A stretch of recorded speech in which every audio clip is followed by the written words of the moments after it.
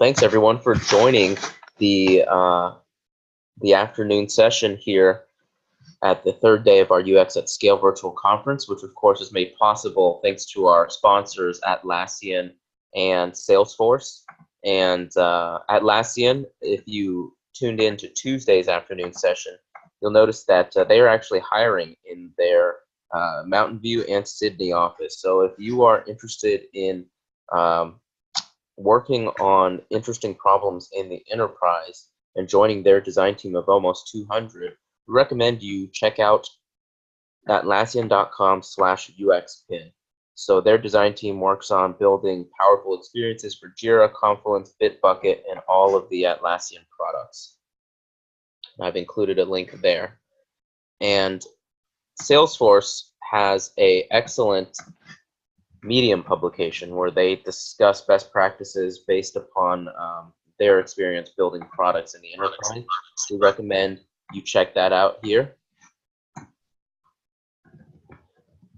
And of course, if this is your first time encountering us, we are UXPin. We are a full stack design platform. So we support prototyping, design systems, developer documentation, and developer handoff in one location, in one tool. Cover that end-to-end process. And if you're interested in checking us out, there's our website. We do have a free trial.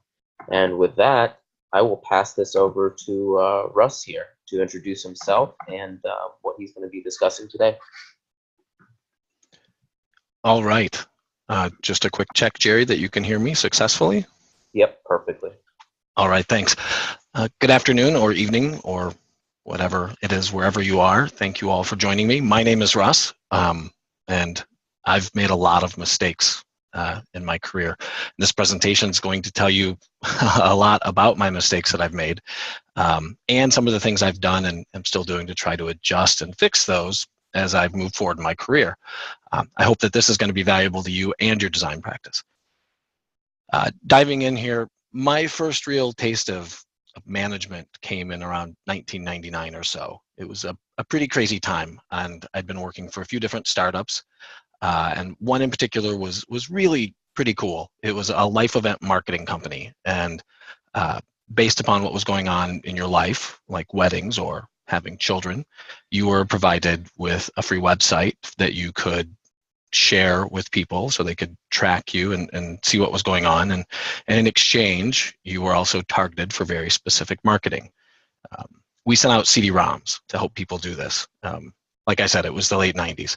And just as an example of what that is, a high percentage of couples will buy a new vehicle, like a minivan, within a couple of months of having their first child. And knowing that is pretty powerful. So what we did back then was pretty smart in of itself. I loved working there.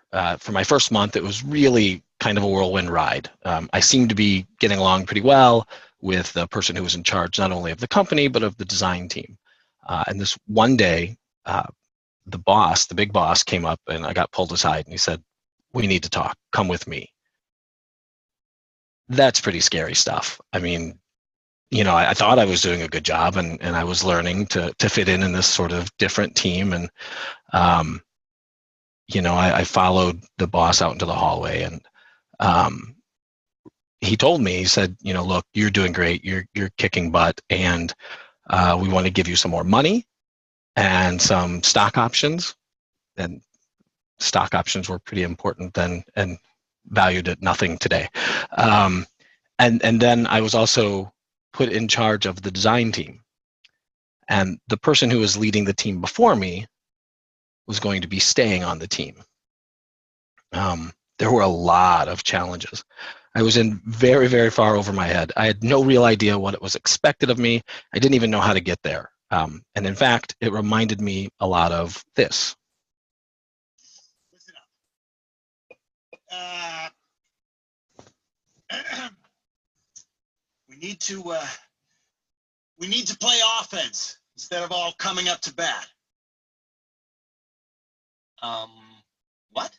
I apologize, but I don't know your games. I think what Lance is saying is that it's time for some teamwork. So let's pull it together. Yeah, baby, clap it up.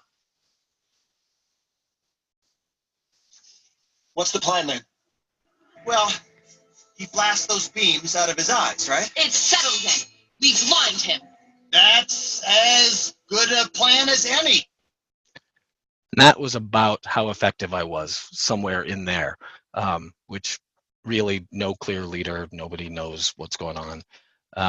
That was me. So there I was, by myself. There's this mistake that companies everywhere make. They tend to take these talented designers and developers, product managers, etc., and they think that because they're really good at that core skill, that they'll also be great at leading teams just like them in that same skill set. And it's not that they're not, it's that your core skill, being a designer or engineer or what have you, and leadership skills are different. And I quickly found that out, particularly when I took over a team that was already operating as a team. They already had a defined leader. I learned really quickly I was going to make a lot of mistakes. And worse yet, I found out that while there are hundreds, thousands of books on the subject of leadership, well, they really weren't much help in telling me how to lead a design team. So I was a manager at best. Man, a jerk is more like it. You can be a leader and not a manager, and you can be a manager and not a leader. You can be both, and you can be neither. I do my best to try to be both and to learn as much as I can about each now, and this wasn't always the case. In fact, I completely made things up as I went along. I had little experience. I had no real guidance and absolutely no real coaching. And I'm not making an excuse here. I was so arrogant, I probably wouldn't have taken anyone's advice had they given it to me. All I really knew was what my previous managers had been like, and I knew that I wanted to be the opposite of them. See, this team, they already had an established culture. They already knew each other's strengths and weaknesses. And I really only knew my style of working and what I thought was the right way to manage. And those things didn't often overlap very much. I think I'd have an agreement on an approach to tackling work and solving problems. And before I knew it, someone would work in the way they were accustomed to instead of following my lead. Sometimes people had other agendas or other understandings of what they thought should happen and how to get those things done. It was a train wreck. I was cleaning up all the messes that I was making and others that were being made for me or in spite of me or even, because of me. Frankly, I wasn't sure I was cut out for this. I saw all of these dreams I'd had of a leadership-like future slipping away from me. Now I've been lucky. A, that was a long time ago. B, I have had a number of coaches and mentors who've been happy to help. Be that honest conversations or a kick in the pants, a smackdown, or frankly, just old-fashioned caring. And there's something to be said about receiving advice or getting opportunities. A lot of times it takes a passing of time and sometimes years to see that a gift is being given to you. Sometimes people will say hard things and they're hard to hear until enough time passes.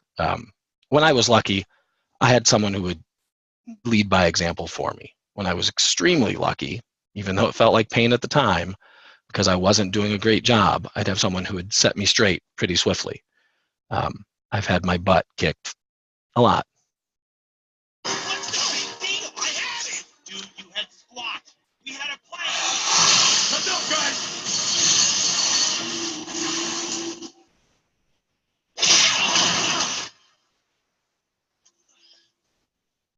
You are a warrior, not a child.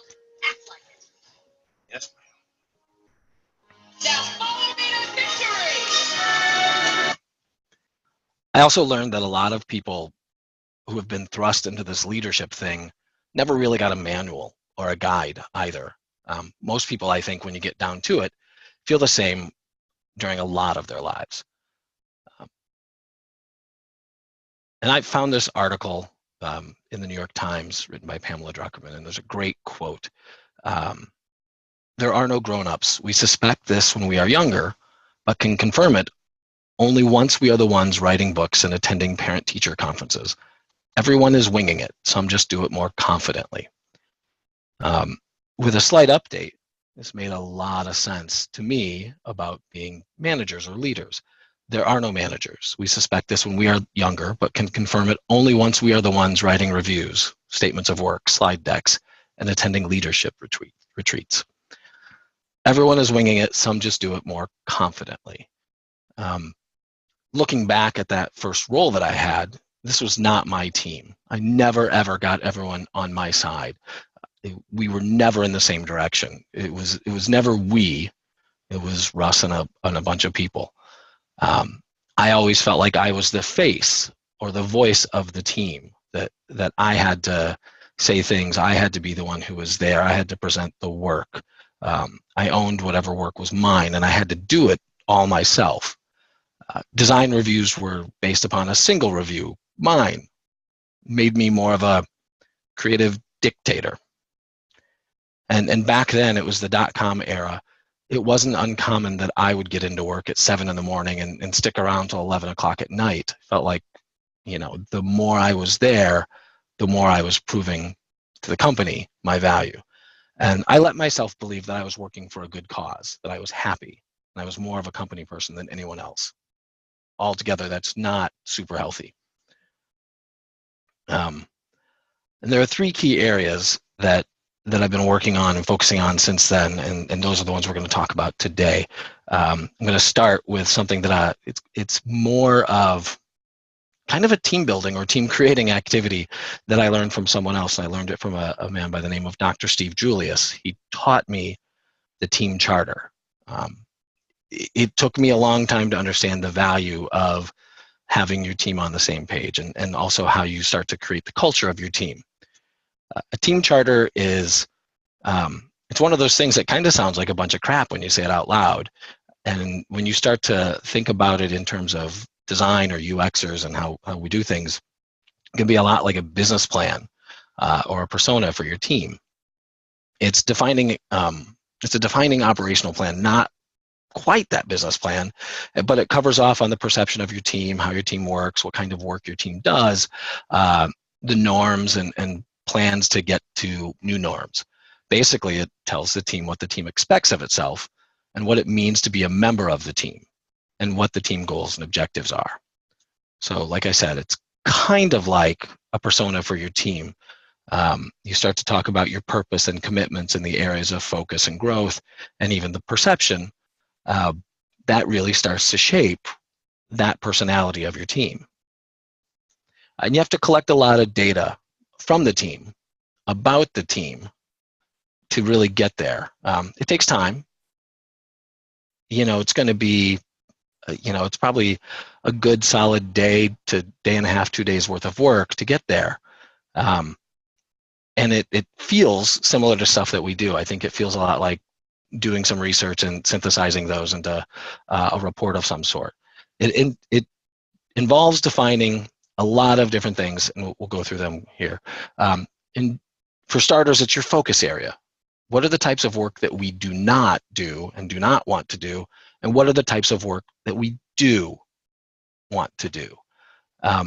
One of the things that's really interesting is, and a way to look at this is, a lot of times user experience teams or experience design teams don't want to do production design or graphic design. And to state that and make sure that people understand the difference can be really clarifying.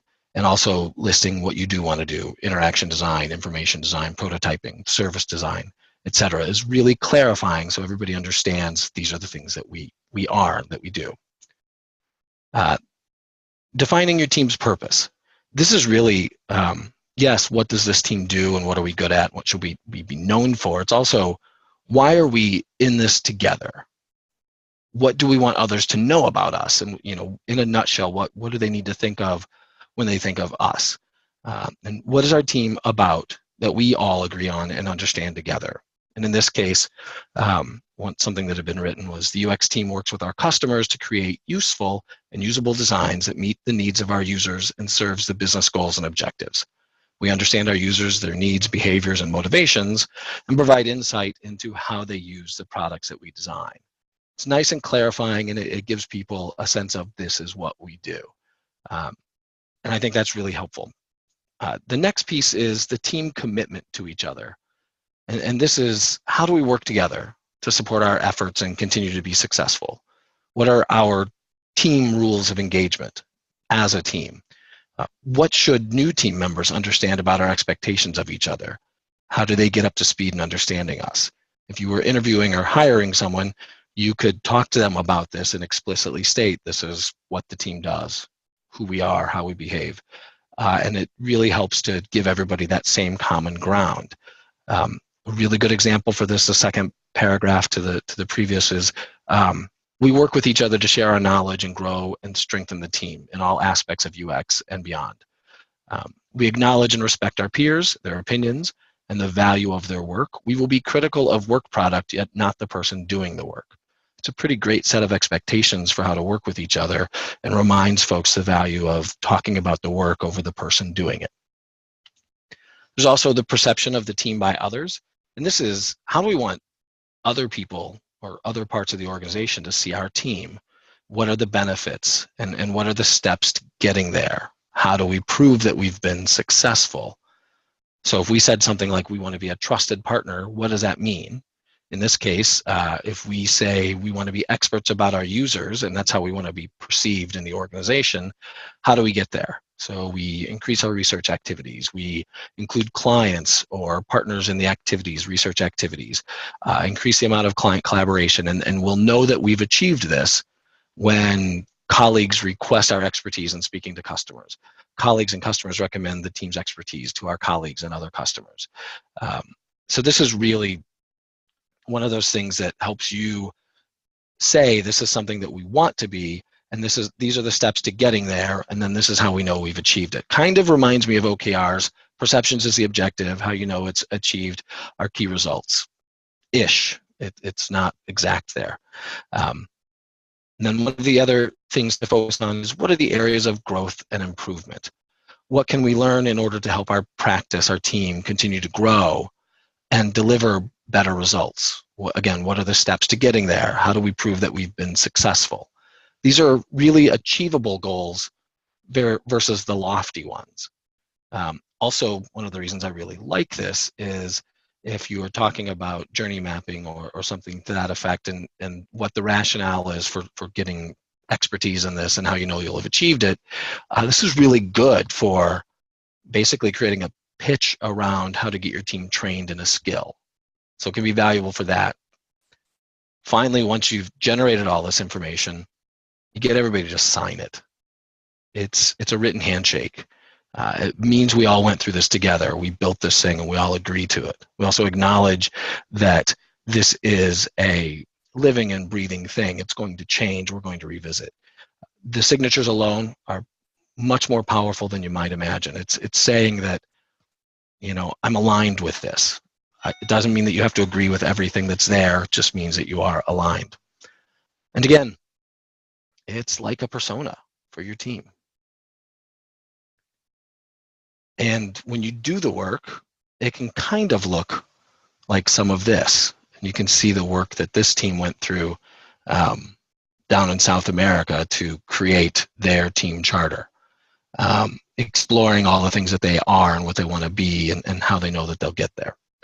A formal output, the document of the team charter, can look a bit more like this, where you're writing up your focus areas and your commitment to the team, and what are your desired norms, and what do you need to take to get this, and what's the behavioral evidence that you've achieved it. And that is really all of this. The different parts of what we do. Here's the about our UX team. Here's the perception. Here's the growth area. And if you want to do this, I created a workshop. You can find that workshop on SlideShare. If you go look from 2015, these slides are, you can find them. Slideshare.net/Unger, and you can go through and take a look at this. The questions that you'll need to ask, etc., are right there. And the benefits of this, real quick, the benefits of a team charter is that it identifies your team's purpose. It tells each other why you're there. It also defines the commitment to each other. This is how we're going to work together. These are the things we're going to remember to do. It's a lighter version of a code of conduct and more of a a commitment, a code of commitment. It clearly articulates areas of focus and expertise. It helps acknowledge areas of growth and improvement. And those are areas of growth and improvement aren't necessarily weaknesses. They're areas of evolution and growth to keep improving. It's not saying that the team is deficient. It's saying that this will help us stay current, help us continue to do better work. Explain how your team wants to be perceived, and then provides unified agreement by getting your signatures. And this is really where your team culture kind of begins, especially if, as a leader, you're inheriting a team or you're coming into a new team, or even if you're creating one from scratch. This is a great exercise once you get sort of a critical mass of folks on board. You can extend any good and solid culture by creating a foundation for critique, a foundation where teammates set themselves up not only to receive critique, but to expect it because they know it makes them better at design. Critique, of course, can be invoked at any time. I like it after a team charter because the rules of engagement are already set up for a team. This kind of gets you away from the foolish mistake that I made. Like, design reviews were based upon a single view, mine, and that creative dictator sort of thing. I felt I had to look at every single piece of design that was created by anybody, and that was pretty impossible to do that and to also do my own job. The nice thing about critique is that when it's done well, you can take all that culture that you spent time building and extend it. And what we've seen in the times that I've tried to measure and understand how much time invested in critique, it's only about 2 to 3% of your team's total time per week. Critique, of course, actionable feedback. It's one of those things where learning how to present content and provide context so that you get the feedback that you're seeking, and taking that and processing it into improvements or enhancements or even reductions. If you're looking for a place to start, check out Adam Connor and Aaron Irizarry's Discussing Design. It's a great book. It's like a medium to long flight read, and it's one of those that'll help you take a look at how you're doing critique, or if you're doing critique in your organization. Where I was at a handful of years ago is I had a team that was growing, and in some cases, I was the only one reviewing or critiquing, and that's bound to fail at a certain point. In fact, I think I was starting to struggle with it as a team got to about 10 people in size or so. The team that I most recently led was about 45, 46 people at max, and had grown there in just a couple of years. We knew that we wanted to do better at critique. However, just saying everyone must do critique with someone outside of their product team was kind of a cop-out. We saw that nobody was really doing it, and it was kind of a white lie. You're forcing people to tell you a white lie that, yeah, we're going to do it. So initially, the first way that we got there was we watched the webinar from Adam Connor at UXPin, based on that book that they had created, and that was really excellent foundation. You should take a look at their books. If you've got access to the UIE library, take a look at that as well. What was happening, though, is that I was really struggling, and I was thinking about this quote. It's an African proverb, and Kim Goodwin said this at Interaction 2009 in Vancouver. It sat with me for years, and I've always tried to be a good mentor to others and learn through some bumps in the road, but I was trying to think of each one, teach one. How could I apply this quote to establish good critique as this thread within the design team? How could we use critique as an opportunity to continually grow, not just design, but in general? And even thought about this as maybe it's each one teach many, or perhaps it's even just each one teach. So the concept I came up with, well, for starters, I'm really not great at naming things. So we called this thing Critique Buddies, and I think now it's called continuous critique, or it's just critique groups. Pretty lame. The idea that that I started off with this is it was the end of a year, it was like a few years ago, and there were too many projects, big jump in staff, and I just couldn't see a way to guarantee quality. I couldn't see a way for me to stay sane and for work to continue to crank out at a high quality level. So we toyed around and I created this framework. It was fairly simple, and the first time I did this, I chose 2 people on my team to be critique leaders. Then we chose teams for them and established this loose working plan about how it was going to work. We had people meeting together with some frequency and kind of reported back on how that was working, and it worked in ways that I never really expected. It makes me excited to see it happening, and it kind of made me look smart to my managers too. And so how we do this is much more like each one teach 3 or so, and the learning is a couple of different ways. The leaders are learning a lot about themselves and how they critique and about their teammates and about the other work that's happening across the team. So I'll explain how we did this. So first, I selected critique leads, and this works probably best when you've got a team that's grown to about 5, 6 people or so you can start to divide the work a little bit. In fact, we nominated critique leads, did a little voting and asking, and at first we kind of treated it like informal positions. We wanted people to be nominated, we wanted people to want to do this, and we set this up as an opportunity to lead.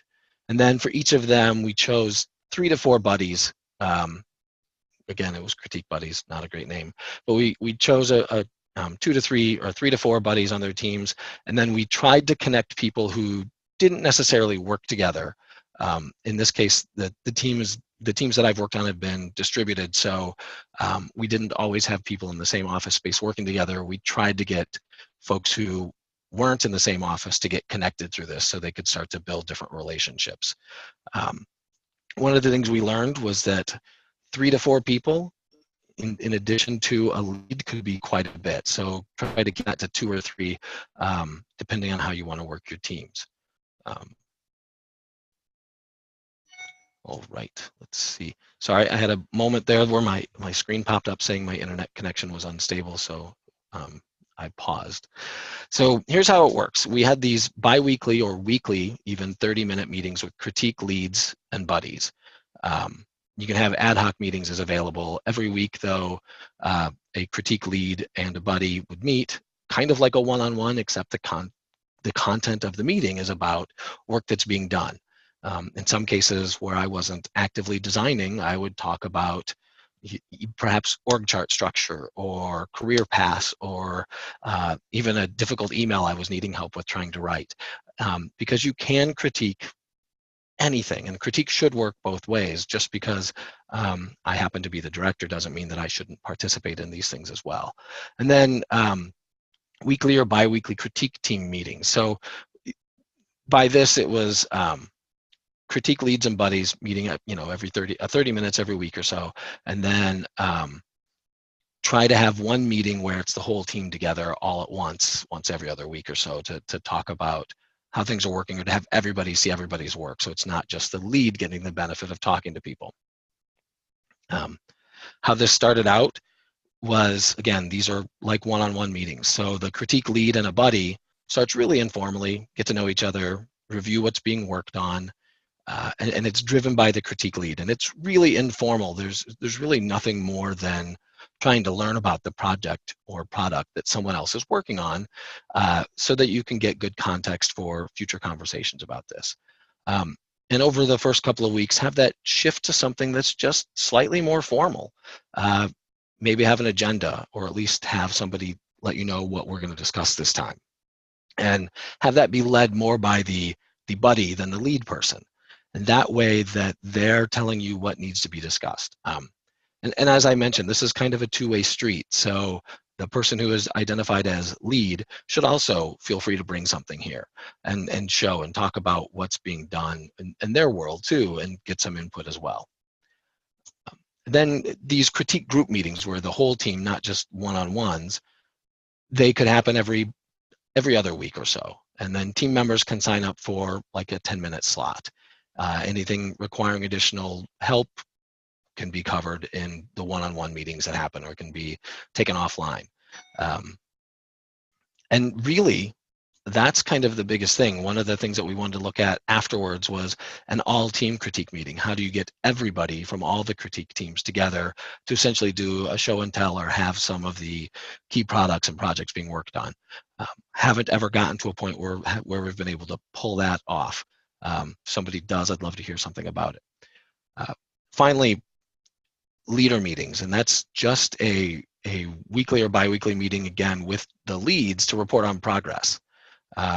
We had created a critique manual and guide for the team that basically made sure everybody had rules of critique, how we wanted to find positives and deltas, how we wanted to make it about design and not the designers, how there were no assumptions about anything, and said ask questions.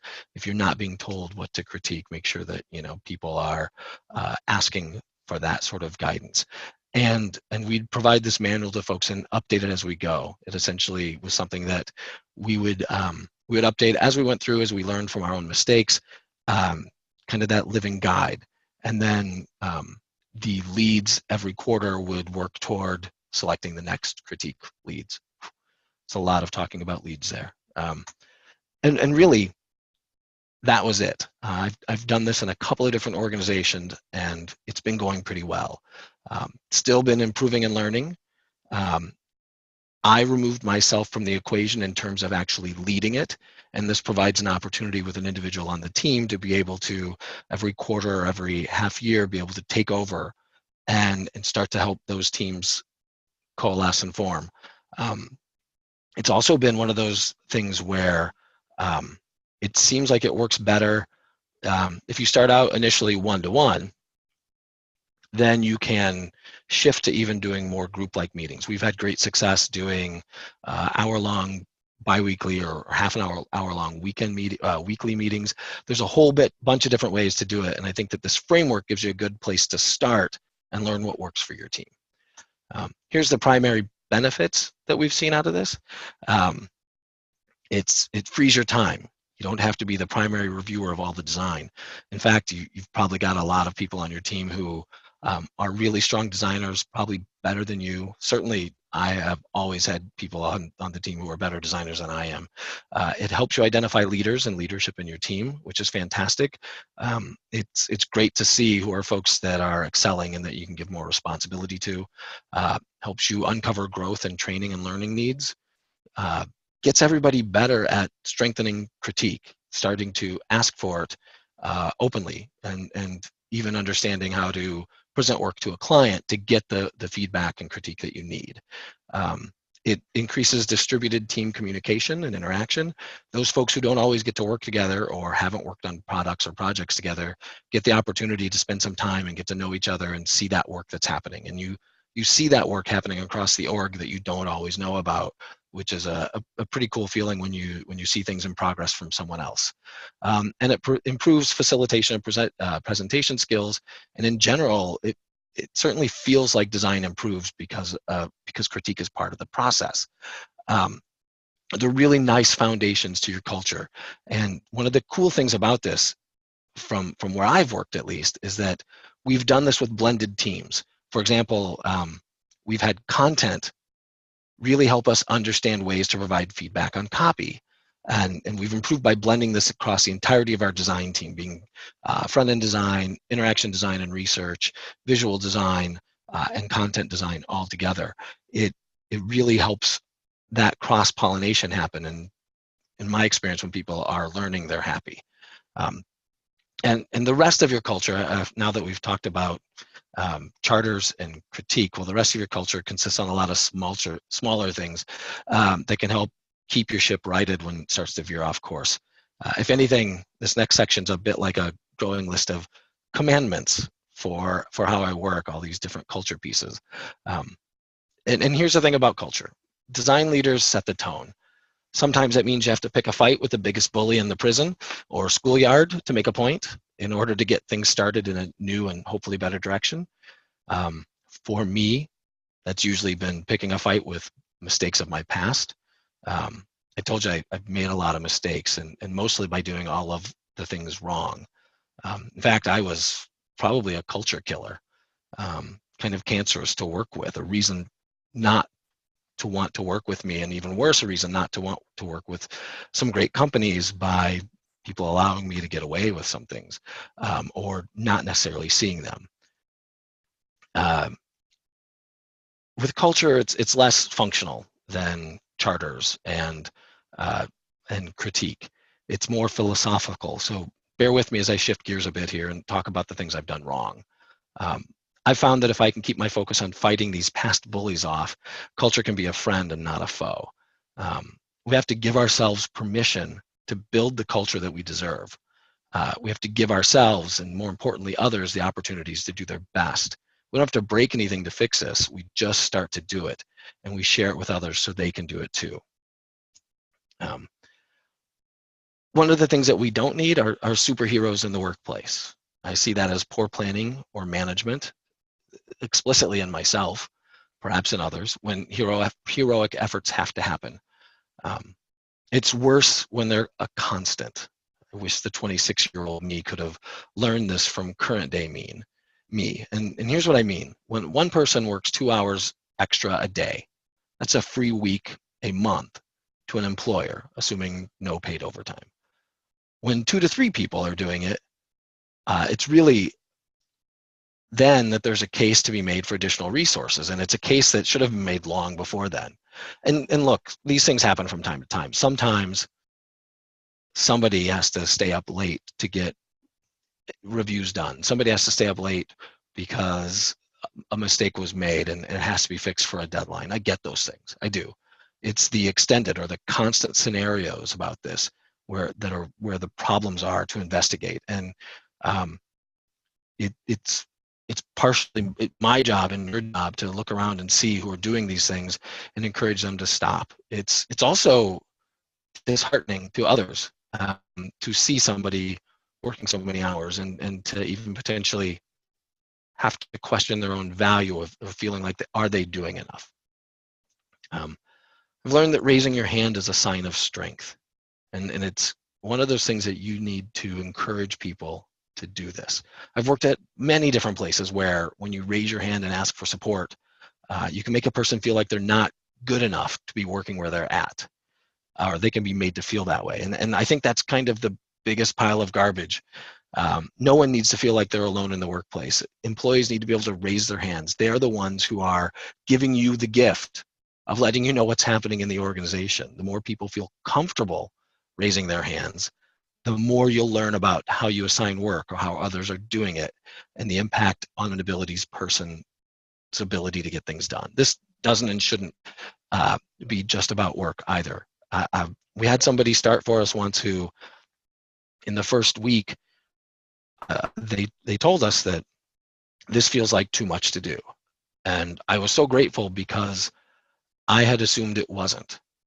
And that allowed me to adjust how I think and how I talk to other people about how much workload they can handle. It also allowed me to reevaluate how I'm assessing work and get better at that.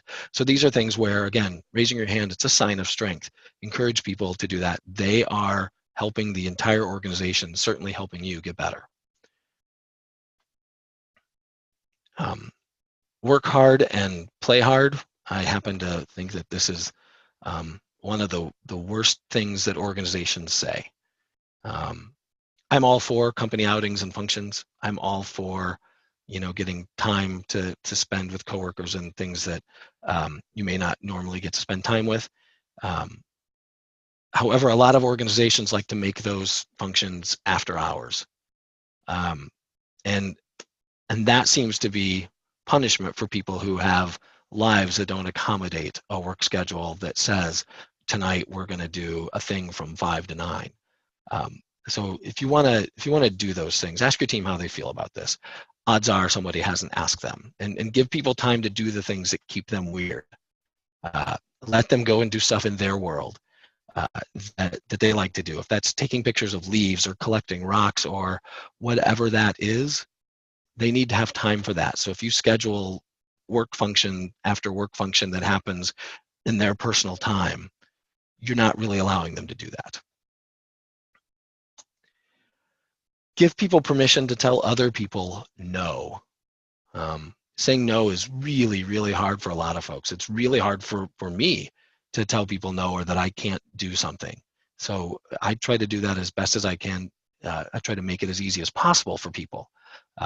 One of the best things that I think I've been able to do to help people is to give them permission to say no to others in a way that doesn't make them the bad person. A statement like, I'd love to help you with your thing. I'm working on this thing, so could you please ask my supervisor? Could you please ask Russ so I can prioritize it? I've got completely unscientific and observational data here, but it appears that about 95% of requests that get that response never make it to the person's actual supervisor. And the person doesn't have to feel bad about it because they're talking about, work that they're actually doing, and they want it to be prioritized for them. That's a very powerful thing. It's a very powerful gift to give to somebody. Set people up for success. This is how I try to look at every single scenario. Absolutely, there are times when things go wrong and we have to address it in an issue with an individual. However, when I see things that are happening that look like a failure or that look like a mistake, my first reaction here is to look at the system.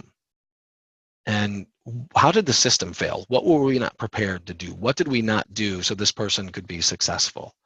And that's really the things that we should be looking at. I find that if organizations look more toward maybe what are they not doing right to have helped this type of thing be avoided, then they set their people up for success. And so this is really part of putting people first and getting out of your own way to help people. Think about the employee experience you wish you would have gotten if yours wasn't the best ever, and then try to give that to others. I also look at hacking the org chart. Most org charts are set up because of some HR science that no one really knows, understands, or remembers. Occasionally you'll see ones with circles and matrices and all of this. And to some degree, I get it and appreciate it. However, does it really matter how far away in an org chart a person is from a CEO if they don't get opportunities to learn, or if they don't, their opportunity to learn isn't set up for success? Give people opportunities to be successful at what they're good at. Likely it's going to be doing design related work. So let them make it easy to be successful at something people are good at while helping them learn a new skill. Anytime I've tried to bring on leads or more senior level folks, it's been in a way that's safe so that they can take on a job of leadership that allows them to not necessarily make mistakes, but also to maintain that design craft that they're really good at. Let them remain successful, and while they're bumping into some walls and trying to learn some new stuff, it gives them that opportunity to be successful. Also, you can have more than one org chart.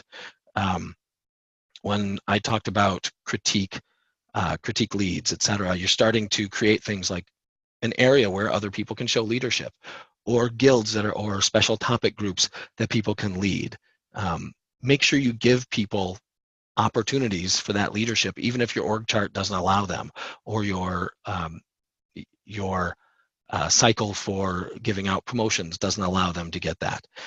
You can have more than one org chart, just like you can have more than one set of books. It just depends upon who each is for. Also, try to replace yourself as soon and as frequently as you can.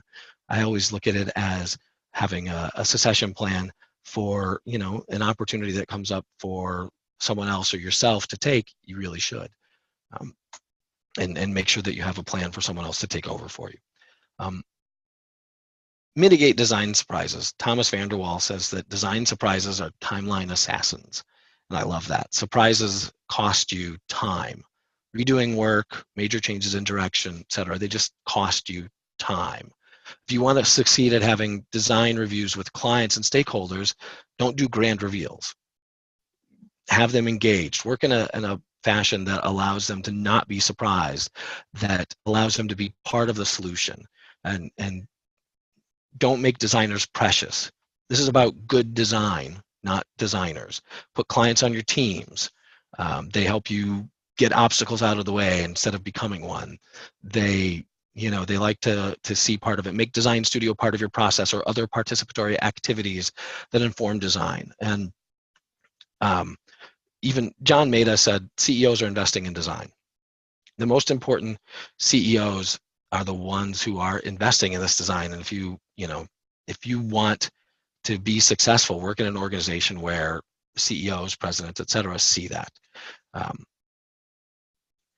Also, lighten up.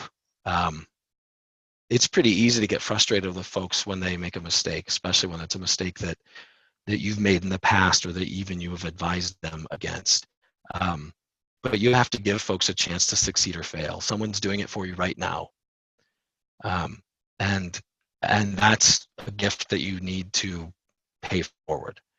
And this has probably been one of the hardest things for me to learn. It's possibly been, it's just self-monitoring and your self-awareness of the mistakes that people make are, even if they're ones that you've made, sometimes you have to learn the lesson. I think everybody probably had to touch the stove once to understand what hot meant. And when someone does fail, again, take a look at yourself and ask, what could I or we have done differently that would have enabled that person to succeed?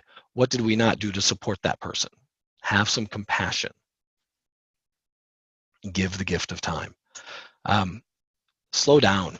Gosh, my friend Gabby told me about this, that we get to do this amazing job. We get to listen to people and understand how they're working and find ways to improve things that we work on. It's really, really cool that we get to do this. So we should try to soak that in. Take a breath, realize that sometimes all of this stuff can't happen fast. And in fact, sometimes you have to slow down to speed up. You have to slow down and plan well, and then you can move forward in a faster fashion. And I think a lot of times we forget to plan. We forget to slow down and take those few moments up front to allow us to do that. Let's see. Give it 5 minutes. This is one of my favorite quotes. Jason Fried had a blog post where he talked about he had seen Richard Saul Wurman speak, and he said something kind of snarky to Richard Saul Wurman, and Richard Saul Wurman's response was, "Man, give it 5 minutes." 5 minutes represented think, not react. He was totally right. He came in the decision, he came in there looking to prove something and not learn something. And so that's just it.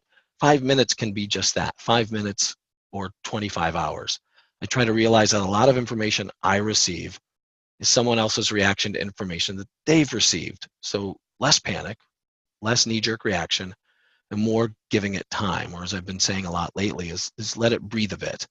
I'm prone to sometimes get work emails and respond to them right away, especially if I would get something at 4 in the afternoon or 5, and I would think I need to respond to this tonight, when sometimes if I just waited till tomorrow morning, the whole situation would solve itself. So give things a moment. If they're urgent, people will find another way to reach out to you. But also, while we're talking about 5s, 5 years is another thing. I like 5 seconds when it comes to reactions at work, or really anything professionally or personally that adds to my stress, because work is hard. Life is hard. And when you look at things, ask yourself, will this matter 5 years from now? If yes, do something about it. If no, then let it go. And there are so many cases when we should just let it go. And speaking of letting it go, this one's easy. I've worked in many places where such and such, Sue owns that, talk to Sue. And sometimes the only way that change can be affected is when Sue retires or finds a new job or what have you. And the point is, here, for me, I've learned that the less I can be known for owning, the better it is for everyone around me. Sure, I can have these core responsibilities, and letting someone else own something is one of the best ways I know to see new and different approaches from my own that start to materialize. It's a great step down the path of building more leaders, and that's my goal as a leader anyway. So let things go. Give other people a chance. Get out of your own darn way. Servant leadership is a big deal for me, at least, and I feel that our job as leaders, besides all of these things, is do everything that we can to help other people find their next jobs, be that here with us or somewhere else without us. People who are doing great work deserve your support in helping them. That can mean nominating them for new roles that may open up in your organization, or it may be to empower and enable them to take on leadership opportunities. When great opportunities have shown up, inside or outside organizations that I've worked at that sound just perfect for somebody on the team, I'll tell them. I would hate to lose really great people. That said, I would hate more to have felt like I have precluded anybody from improving and growing and big opportunities for their lives and their careers. And so the best way I've seen to do this is to be authentic servant leaders. This is be a crap umbrella for the people you work with too. Move things out of the way, get in front of the ugly, let people see this, understand it, and move it out of their way so they can do their job. You don't have to keep people in the dark about some of the things that you're doing behind the scenes.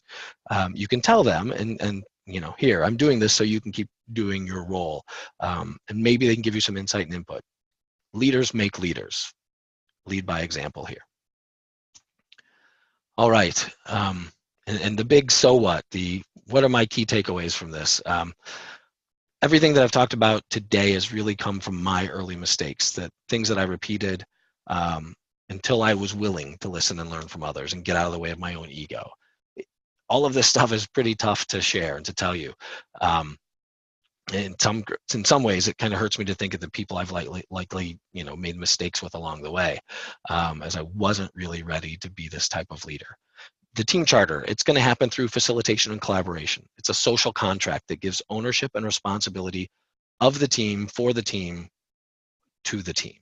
Everyone is responsible for the success of the team. I never knew how to get a team on the same page before, and I struggled at it a lot.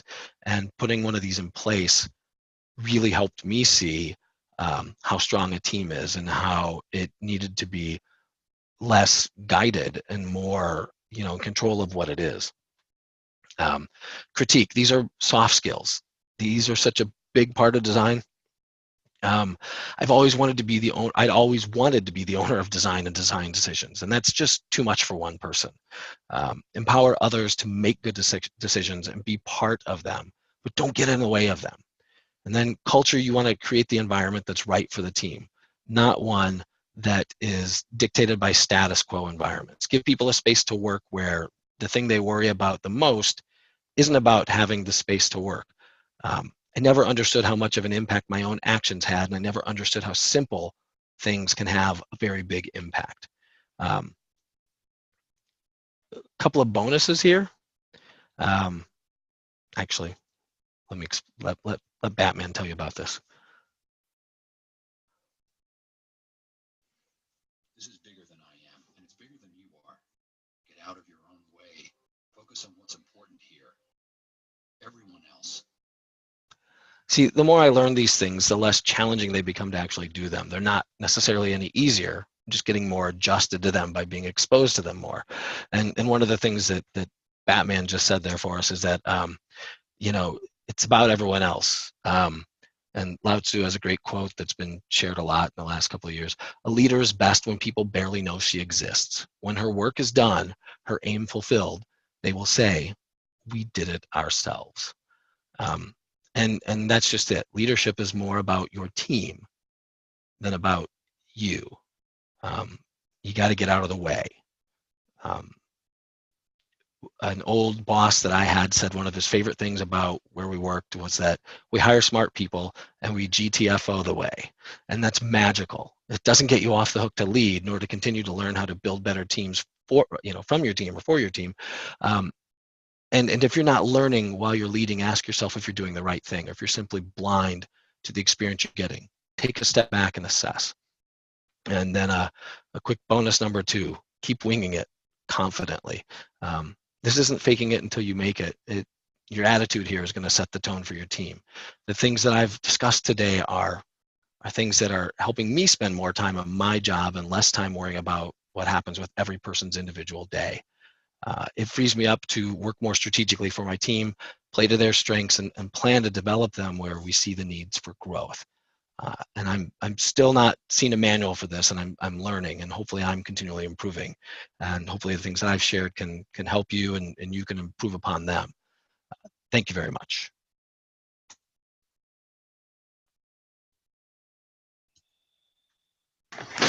Great, thanks, Russ, for that. That was really well done.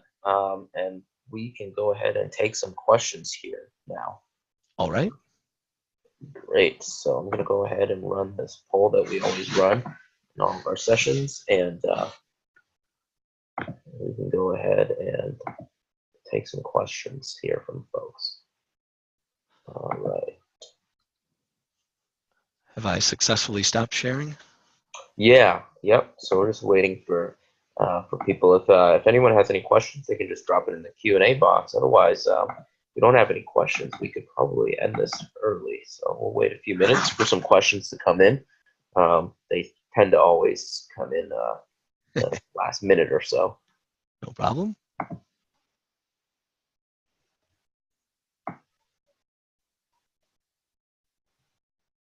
There we go. To the person who shared my slide link, thank you for putting that in there. I appreciate that very much. I'm going to answer a few things as I'm looking through the chat. I wasn't seeing that while I was presenting. Sure. Yep. I have way more Marvel in my house than DC. And I agree with that person who said I need more Marvel, not necessarily less DC. However, you're right, more Marvel, definitely. Sure. And I think the first question we'll take is from Laura, which I think she has a question around what advice would you have in terms of either preserving or adapting design culture as a team grows from being fairly small to more medium sized? To that, I would say have a really good onboarding process. And I say this not trying to sell the fact that this is something I'm speaking on at the end of the month and early next month. A lot of organizations look at team onboarding as that first day when they come into work and they get the presentation about the company and they forget all of the facts about the founders and everything else that folks think are so important for that. To me, a good onboarding process starts when you work with your team to define really good performance profiles or job descriptions, and looking at how that aligns to folks that you want to hire and how you want to act. So, for example, I worked with our team to create good position descriptions, and then we worked to fully understand the hiring process and what the touch points were, so that even before people started with us, we would try to know who their lead was, maybe who their buddy was when they joined the team, and even to have an internal project for people to work on when they started. So a lot of times the places that I've worked have been more agency or consulting model. So people would start and then we would ship them off to a project. And I put quotes around that because we didn't really ship them off. They were very much connected to the team. However, we wanted to give them something they could work on and get to know people in the organization and understand how we worked kind of for the first 2 weeks from when they started, so that they could kind of bump into things in a safe way. A lot of times when you go right in front of a client or working with a client on a product team, you don't have the opportunity to learn team norms and cultures and things like that. So we try to give them that all of that information as they come in and give them that sort of safe space of a couple of weeks to find everything and to find everyone around them. So I think that if you have a really good and well-defined onboarding process, and don't treat day one as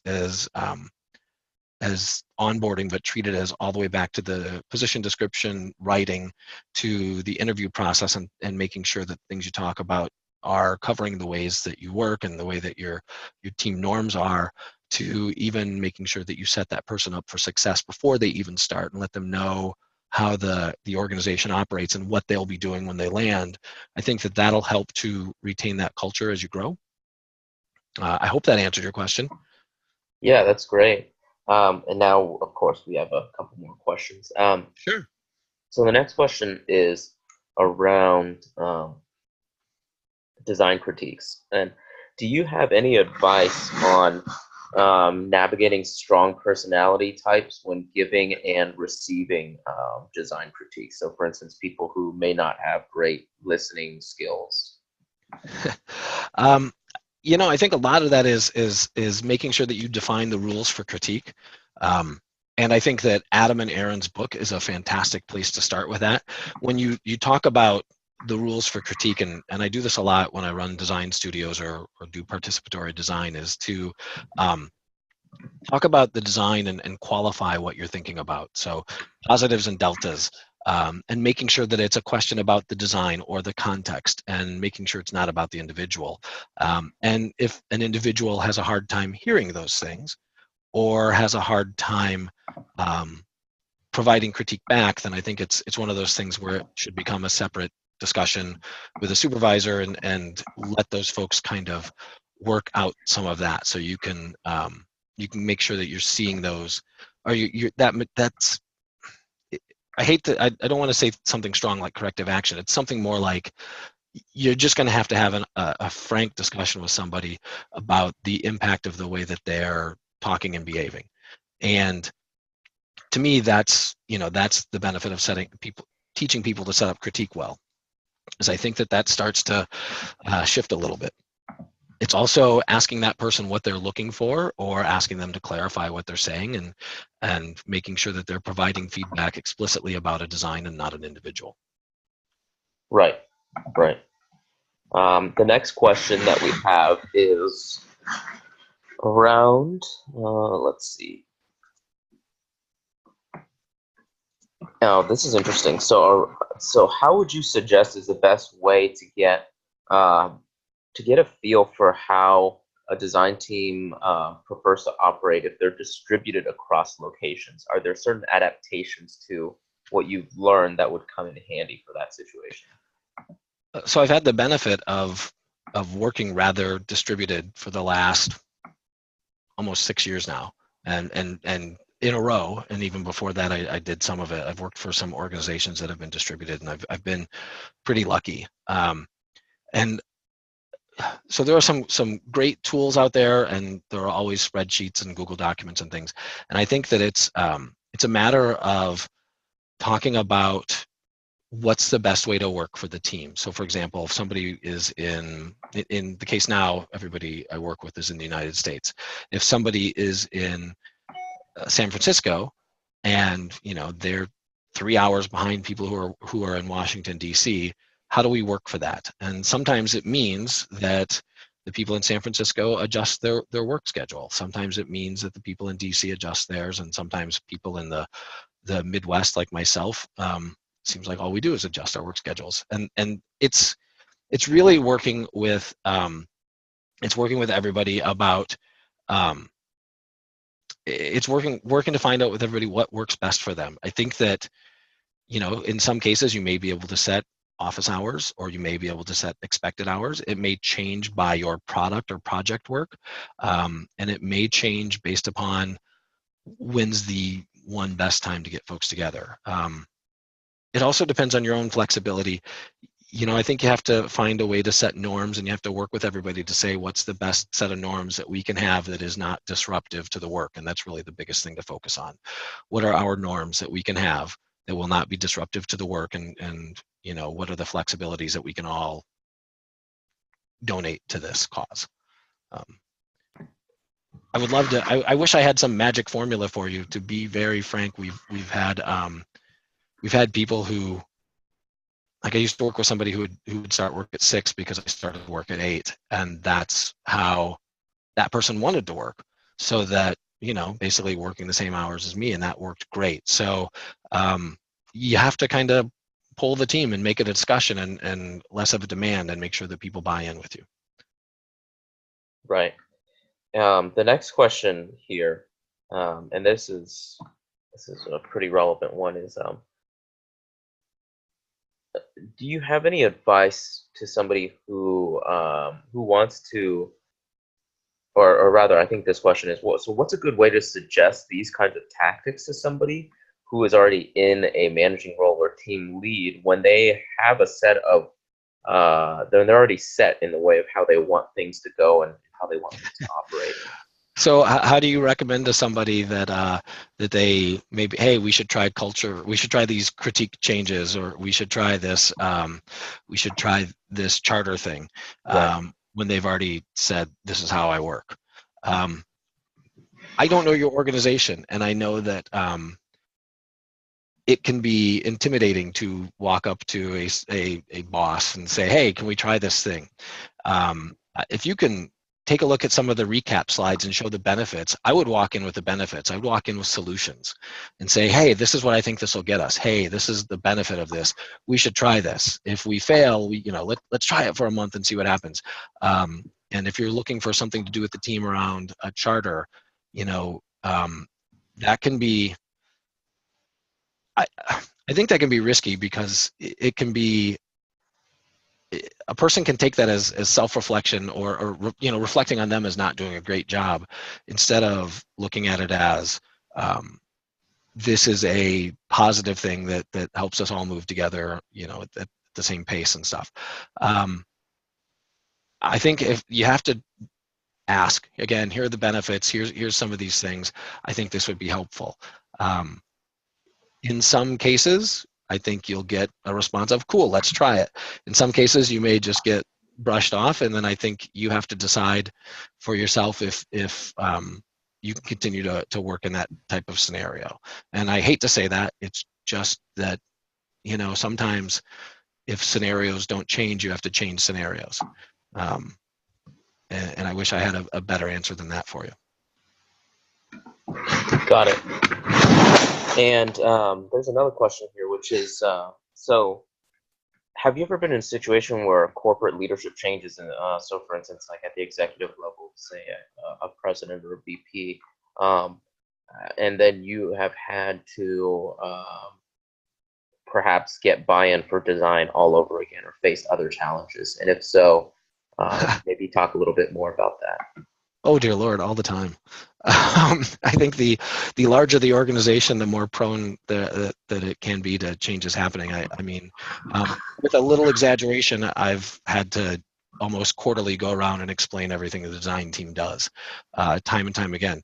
What I would suggest in that case is to get good at having your own internal deck, and even and maintaining your own internal portfolio, so that when the new CIO or whomever, whenever she's hired, you can get on the calendar fast, or get in her office and go and show her, the amazing things that your team does, and the value, particularly the value of listening to customers and making, well-informed decisions based on the work that your team does. And, of course, if you can ever get her to sit in on a usability testing session or research, those are the types of things that sway people really, really quickly and easily. So I think that if you can do those things, and you can start to maintain that sort of portfolio and that overview of skills, then I think that'll help you right away. It was certainly one of the things that I've had to do in the past. Perfect. And the next question that we will take here is, let's see, we covered that. So someone is wondering, have the lessons that you've learned here mostly applied to larger teams, or would you say that they also are relevant for a small team? For instance, if say there's just one design manager and two designers, does anything change in that case? Yeah, that's a great question. And by the way, saying that's a great question is a great way for speakers to pause and think about how they're going to answer that. So that's what I was doing there. The answer is, I've worked in teams that have generally been starting somewhere around 4, 5, 6, 7, and then growing upwards of 45 or so. So I haven't put those into play in smaller organizations. I think, for example, critique on a team of 2 or 3, you might by default become the lead there. However, I think that if you were doing that really, really well, you would certainly rotate that among the other 2 folks to give them the opportunity to kind of see what they can come up with differently than you do. Looking at a team charter, I think that's still very important.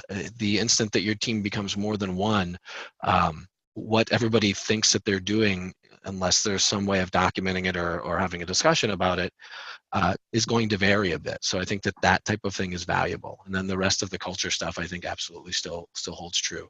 So I think that on a smaller team like that, you know, look for those opportunities to let other people kind of tinker and toy with how you're working, how you're doing critique, how you're doing things, and then, you know, make one of your weekly meetings or pull together some time, a day or whatever it is, to try to work through what you want your team to be and how you want it to grow, and what you want it to grow into or mature Great. into is probably a better way of saying that. Great. And on that note here, we will actually close out the session here. Thank you everybody for joining here late in the afternoon today, and Russ, of course, thank you for giving a great presentation here. A lot of folks found it really really helpful, and they appreciated the honesty and the lessons that you were able to share here. I think it resonated with a lot of folks who have experienced something similar or are in that situation right now themselves. Well, thank you, of course, for having me. Thank you, UXPin, and your sponsors, and everybody who's asked questions. And I've seen some pretty kind words flying through the chat. Gosh, I really appreciate that. It's absolutely my pleasure to share some of these things, and I'm glad it resonated with some folks. Thank you all. I hope you have for those of you who are up till late 4 a.m. Samir, my gosh, thank you. Seriously, it's very humbling to see that you're still awake, and folks in Barcelona, et cetera. Seriously, this is amazing. Really, really appreciate it. And Vancouver, I'll just keep reading them as they go by. This is this is fantastic, seriously. And Greece, my gosh, is there a UX Greece? I'll happily come there. New Zealand, yay! Oh my goodness, it's now see this is wonderful. Melbourne and the UK. we generally get a pretty international audience Canberra, here. Buenos Aires, But Qatar. but yeah, thank you everybody, especially for joining here, and we'll see you all at tomorrow's session, which is believe it or not, it's going to be the last day of the virtual conference for us. So hope to see everybody there. And yeah, again, great job, Russ, and Thank have you. a good rest of the evening. Thank you all. Take care. Really All right, appreciate you. take care. Bye bye.